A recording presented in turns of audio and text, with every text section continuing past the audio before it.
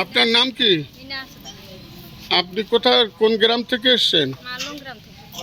আপনার গ্রামে কি কি সমস্যা আছে আদিবাসী মানুষদের? আমাদের সমস্যা আছে, মানে আমরা পড়েছি অথচ এরকম মানে ব্যবস্থা কোনো পাচ্ছি না, এটা অসুবিধা। তারপর আমাদের জলেরও ব্যবস্থা করতে হবে। ওখানে চিকিৎসা ব্যবস্থা ভালো আছে কি? না, এখন ভালো নাই। তারপর একটু জোরে বলুন। রাস্তাটা মানে খারাপ আছে, আমাদের কাঁচা রাস্তা। এই যাবর দিকে আমরা এই রোলা দিকে আসি না, ওই রাস্তাটা আমাদের কাঁচা রাস্তা আছে। ওইটা আপনি কি চান? আমি ওই গিলাই চাই, মানে যেমন আমাদের ওই গিলা যেমন ভালোভাবে হয়, চিকিৎসা হয়, যেমন আমাদের রাস্তাগুলা যেমন ভালো হয়। তারপর আমাদের এই সিভিক ভলেন্টিয়ারটাও দেওয়া নাই, ওইটা আমরা চাই। আমাদের মালংয়ে তো অনেক আদিবাসী আছে, ওই গিলাই চাই। ঠিক আছে। এখানে যে ক্যাম্প হচ্ছে, ক্যাম্পে এসে আপনারা আপনাদের সুবিধা অসুবিধার কথা জানাতে পেরেছেন?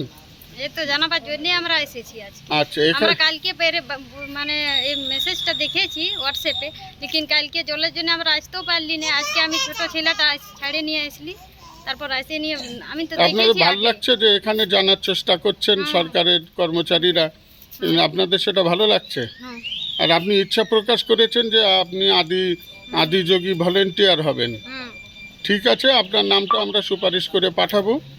এখানে আরও অনেকে আছেন আপনার মতন আদিযোগী ভলেন্টিয়ার হওয়ার জন্য ইচ্ছা প্রকাশ করছেন, তাদের নাম আমরা তালিকাভুক্ত করে আমাদের জেলা প্রশাসনের কাছে পাঠাবো, এবং তারা যাতে ভলেন্টিয়ার হয়ে আদিবাসী মানুষদের বিভিন্ন সুবিধা অসুবিধে সরকারের কাছে যাতে জানান দিতে পারে, সেজন্য এটাই আমরা চাই। অনগ্রসর কল্যাণ দপ্তর ঝালদা 2 নম্বর ব্লকের পক্ষ থেকে আন্তরিকভাবে চেষ্টা করা হবে।